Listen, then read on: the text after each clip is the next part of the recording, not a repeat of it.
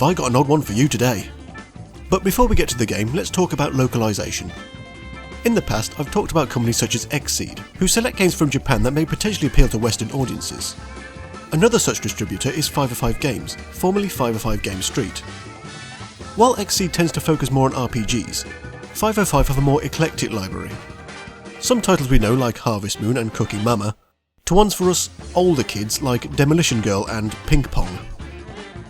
Today's game, 10,000 Bullets, certainly falls into the unusual category. But not pervy, sorry.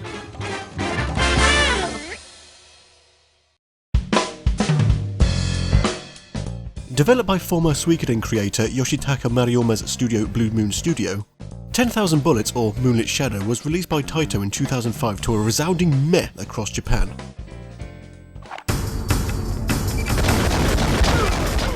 It's a fast-paced third-person shooter with an emphasis on bullet time, because every other game being released around then had to have bullet time. This is our protagonist, Crow. Crow is a typical floppy-haired, long-coat-wearing, moody, angsty hitman for hire working for Papa Tonio, the boss of a mafia crime syndicate. I'm Crow, nobody understands my pain. He's hired for his special gunslinger abilities, which is what gives him the power of time manipulation, acrobatics, and being able to store 10,000 bullets up his ass since he never runs out. You ready, Crow? The opening tutorial gives you the basics of movement and combat, with some rather odd choices for controls. Run and jump are with the left stick and X button as normal. Fire is square whilst R1 is lock on. You'd think they'd be the other way around, but whatever. Reload is either down on the D-pad or start. They use start as part of the main controls. I personally use down, but why start? As you make your way through the stages, you rack up points, which can be spent on unlockable skills which are assigned in pairs to the L1 and L2 buttons, switchable using left on the D-pad. During the heat of action, this makes them awkward to use. It's either me or there was some loss in translation, but the story isn't the easiest thing to follow. Crow and his mentor Judas live together, I think, in Italy with a woman named Keiko. Crow has been working with the Tonio family for many years, mainly to seek revenge for his mother's death.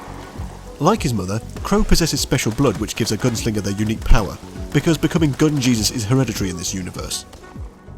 He's not the only one though. Judas has it, and so do others who you come across, who are after Crow's blood to gain his power, because becoming a gunslinger is like the quickening apparently.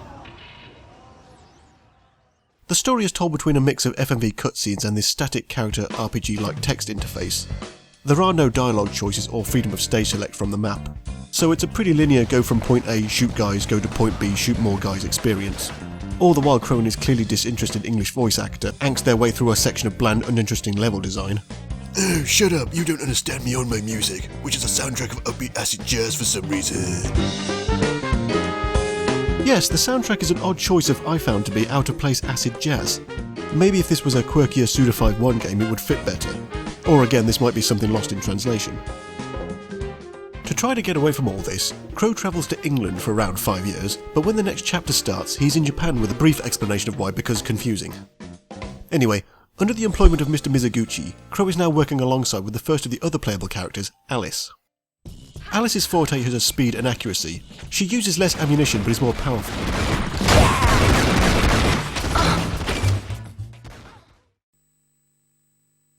What the? What's up with this? There's nobody here. That's because it's a trap. Whilst on this new job, Crow and Alice are confronted by Shirasagi. the head of a Hong Kong-based syndicate who is, you guessed it, a gunslinger after Crow's tasty, tasty blood. You're good with a gun, but not too bright. Sorry to dwell on the story more than I usually would, but writing it down has helped me understand it better.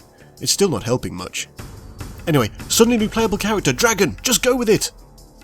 Dragon has been hired by Mr. Mizuguchi to assist Crow and Alice as he himself has been affected by the syndicate. Dragon is a melee character, so no guns, but that also means no reloading. He's pretty useful overall.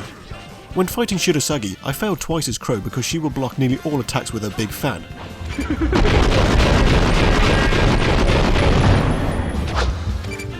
I try once with Dragon, she's down in seconds.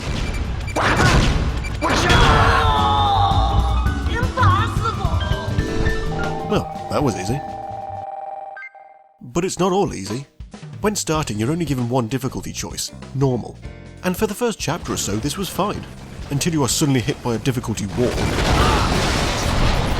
Failing a few times will bring up the option to lower the difficulty, and I'll admit it, I played the rest of the game on very easy and it was still somewhat challenging. Again, this is another cultural divide like Super Mario Bros. 2.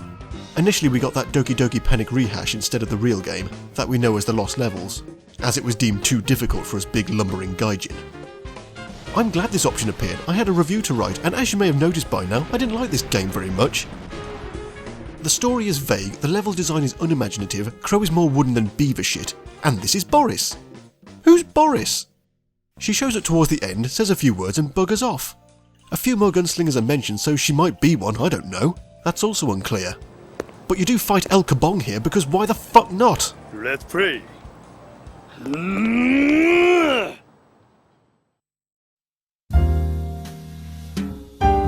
As usual, I won't spoil the ending, but the main antagonist is so glaringly obvious it's almost insulting. Plus it takes place in a church for an added clue.